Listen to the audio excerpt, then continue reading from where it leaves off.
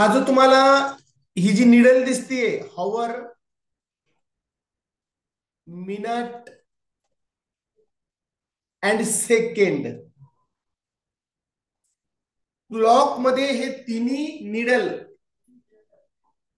घड्याळामध्ये तिघांचे जे काटे असतात घड्याळामध्ये फिरणारे, तिघांच्या निडल ज्यावेळी 12 वर येतात, 12 म्हटलंय मी, तिघांच्या हॉवर, मिनट आणि second needle will come on 12, त्यावेळी या क्लॉक मध्ये अँगल तयार होतोय, 0 डिग्रीचा अँगल तयार होतोय. 0 डिग्रीचा अँगल तयार होतोय. किती डिग्रीचा तयार होतो प्रणया, अनया, तनया? 0 डिग्रीचा. हा, आता मला सांगा, उत्तर देता येणार नाही. हा जो अँगल तयार झालाय हा आहे रिफ्लेक्स अँगल, आणि या रिफ्लेक्स अँगलला मराठीमध्ये म्हणतात प्रविशाल, प्रविशाल कोन. आणि या रिफ्लेक्स अँगलचं मेजरमेंट काय असतं? देवेन यादव, देवेन कदम, श्लोक टुबे, या हा रिफ्लेक्स अँगलचं मेजरमेंट असतं 181 टू 359 डिग्री. मोर दॅन 180, याला आपण असं म्हणता येईल आपल्याला, more than 180 degree and less than 360 degree. बरोबर आहे ना? 360 म्हणजे 359 आणि मोर दॅन 180 म्हणजे 181. एकच होते दोघांचं मिनिंग. रिफ्लेक्स अँगल बद्दल कन्सेप्ट समजला. अँगल्स इन लिनियर पेअर समजून घ्या. हा, angles in linear pair, linear म्हणजे एका सरळ रेषेतले, रेषीय जोडीतील कोन. अँगल्स इन लिनियर पेअर, रेषीय जोडीतील कोण म्हणतोय त्याला आपण, रेषीय जोडीतील कोन. बघा, अँगल्स इन लिनियर पेअर कसे असतात. अँगल्स इन लिनियर पेअर कसे असतात? लिनियर म्हणजे एक सेम लाईन असते. काय असते? Same line. आता ही एक लाईन काढली बघा मी, स्ट्रेट 180 ची तयार होते ऑलरेडी, आणि या लाईनवर आपल्याला, या लाईनवर, या लिनियर लाईनवर दोन अँगल तयार होतात. हा आहे एक आणि हा आहे सेकंड. याला आपण नाव देऊया पी क्यू आर एस. बघा, या हे जे अँगल मी काढलेले आहेत, वैष्णवी सिद्धांत, अँगल्स इन लिनियर पेअर, रेषीय जोडीतील कोन, अँगल्स इन लिनियर पेअर. आणि या दोघांचं मेजरमेंट किती असतं? बघा, angle P Q R plus angle P Q S, दोघांचं टोटल मेजरमेंट असतं 180 डिग्री. लिनियर पेअर अँगलचं मेजरमेंट असतं 180 degree. Angle P Q R, angle P Q S, त्यांचं टोटल मेजरमेंट आहे 180 डिग्री. आणि यांना दुसरं एक नाव आहे अजून, या अँगलला सप्लिमेंटरी अँगल पण म्हणतात. सप्लिमेंटरी अँगल, सप्लिमेंटरी अँगल काय म्हणतात? सप्लिमेंटरी. आणि सप्लिमेंटरी अँगलला दुसरा एक शब्द आहे मराठीमध्ये, पूरक कोन. सप्लिमेंटरी अँगल, सप्लिमेंटरी अँगल मध्ये देर आर टू अँगल्स, त्या टू अँगलची सम असते 180 degree. X plus Y is equal to 180 degree. हा जो मी सांगतोय तो आहे 360 डिग्रीचा अँगल, आणि याला आपण म्हणतोय मराठी, याला कम्प्लीट अँगल म्हणतात. कम्प्लीट, कम्प्लीट अँगलचं मेजरमेंट असते 360 डिग्री, आणि मराठीमध्ये म्हणतात याला पूर्ण कोन. यामध्ये काय होतं, एक साइड, अँगलची एक साइड, आता अँगलची एक साइड मी काढली बघा, या अँगलची एक साइड, वन साइड 360 डिग्री मध्ये फिरते. आता ही साईड दिसते सगळ्यांना मी काढलेली ही जी साईड आहे तिला ए बी म्हणूया आपण. ही पूर्ण फिरत जाते, पूर्ण राऊंड मारून आहे तिथे येते ए बी. याला म्हणायचं 360 डिग्रीचा अँगल कंप्लीट झालाय. समजलं असेल? परत एकदा ऐका, मी सांगतो. या ठिकाणी पी ही लाईन आहे.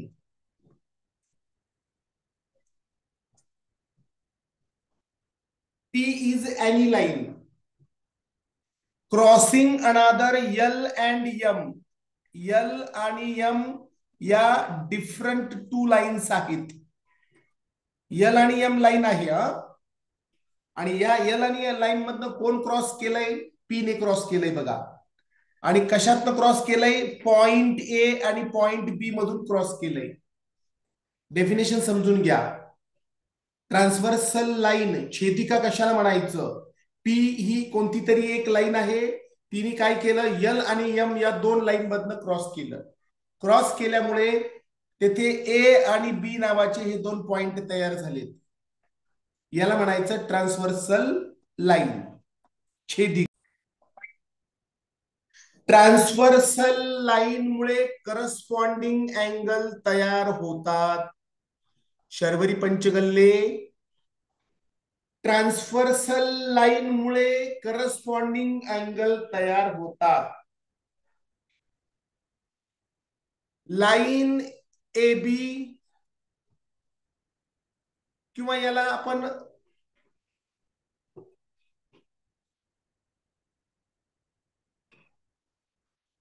Line C D. आता यांची इंड आहे तिथे.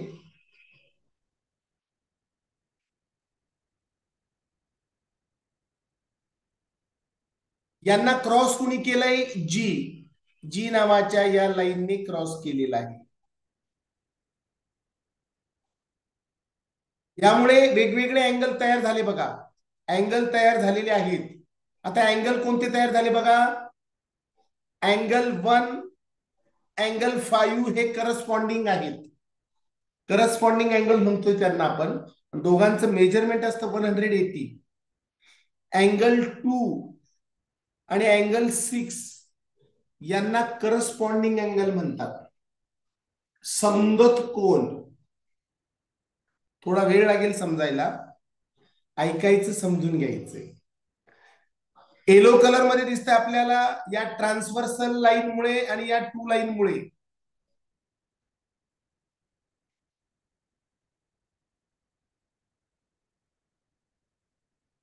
ह्या सिगमेंट आहे already. A B he segment आहे, कारण दोघे इथे इंड आहेत ना.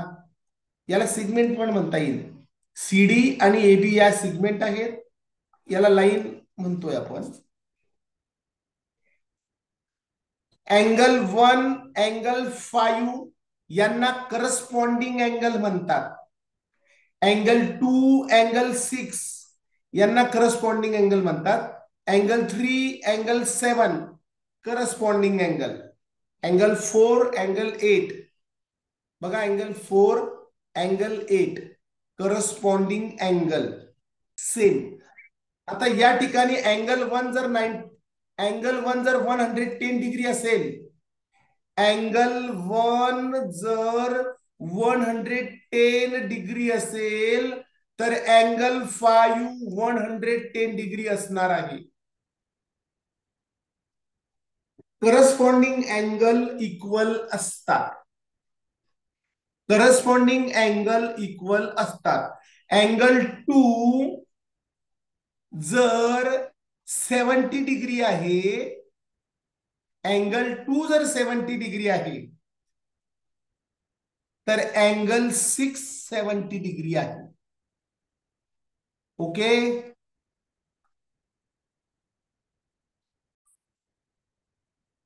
आता हे जे अँगल तयार झाले बघा, ज्यांना मी रेड पेनने दाखवतोय, अँगल 2 आणि अँगल 3 दोघांचं मेजरमेंट असणारे 180 डिग्री.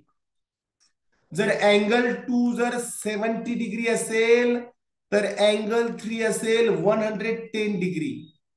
यांना आपण सप्लिमेंटरी अँगल पण म्हणतोय आणि लिनियर पेअर अँगल पण म्हणतोय. का? दोघांचं मेजरमेंट 180 डिग्री आहे. जर अँगल 2 जर 70 डिग्री आहे तर अँगल 670 डिग्री आहे. अँगल 3 110 डिग्री असेल तर अँगल 7 110 डिग्री असेल. इथे चेक करा, थोडस समजायला वेळ लागेल. एकदा समजलं की आयुष्यभर विसरणार नाही.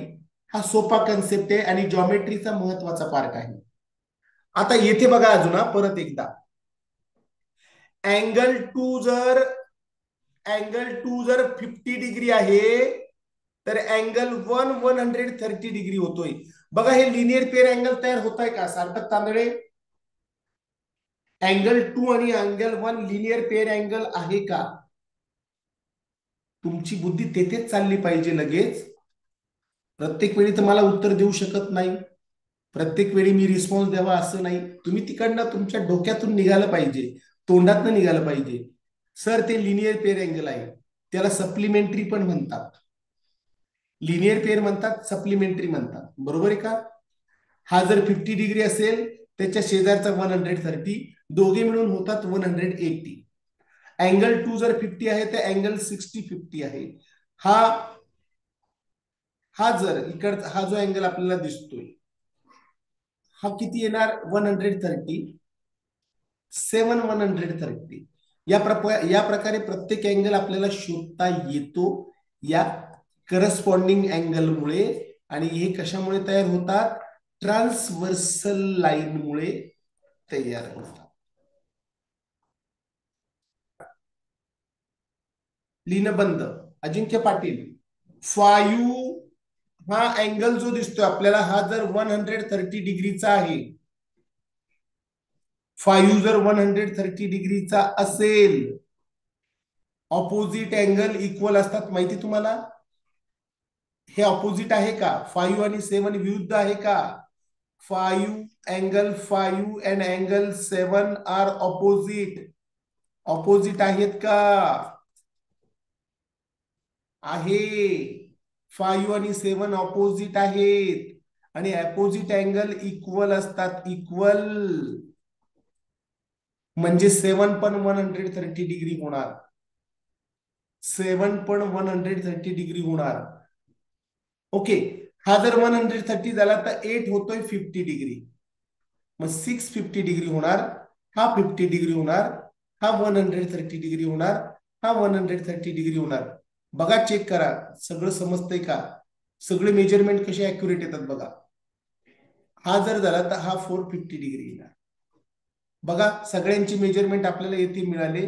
ऑब्झर्व करा आणि मला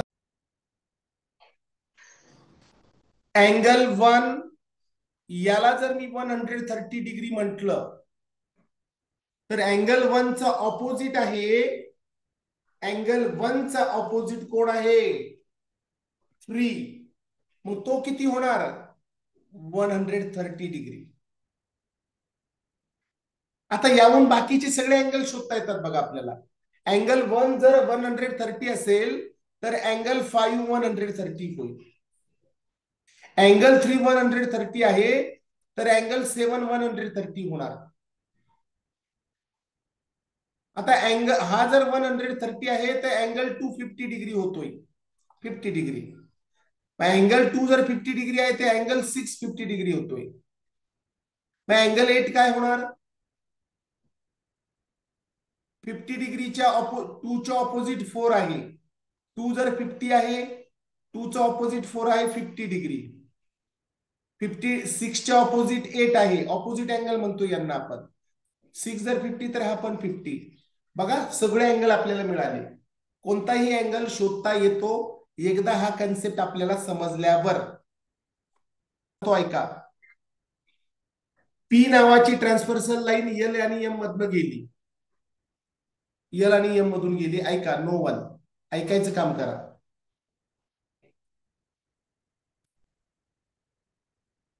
एल अँड एम या लाईन मधनं पी नावाची ट्रान्सव्हर्सल लाईन गेली, त्यामुळे तेथे करस्पॉन्डिंग अँगल तयार झाले. आता करस्पॉन्डिंग अँगल मध्ये अँगल 1, याला अँगल 1 म्हणूया. त्याच्या खाली शेजारी अँगल 2, येथे अँगल 3, नाव काही द्या, काही फरक पडत नाही. याला म्हणूया अँगल 4.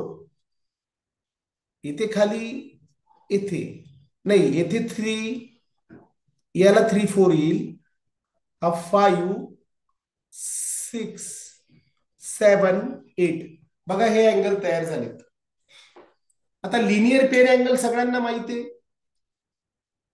सप्लिमेंटरी अँगल माहिती आहे. हा जर अँगल 1 जर 70 डिग्रीचा असेल अँगल 1, तर अँगल 2 110 डिग्रीचा असतो. आता तुम्हाला माहिती आहे अँगल 70 डिग्रीचा जर 1 असेल तर ट्रान्सव्हर्सल लाईन मुळे तयार झाला अँगल 6 70 डिग्रीचा असतोय.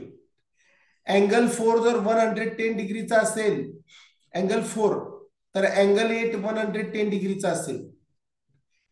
अँगल 2 आणि 3 180 होतात. तर अँगल हा 3 कितीचा होतोय? 70 डिग्री. तर 7 पण 70 डिग्रीचा, 5 110 डिग्री. तर असे तुम्हाला अँगल, नसलेले अँगल शोधता येतात या लाईनचा वापर करून. यावर आपण उद्या 2-4 एक्झाम्पल घेऊ, बरोबर सगळ्यांना समजेल.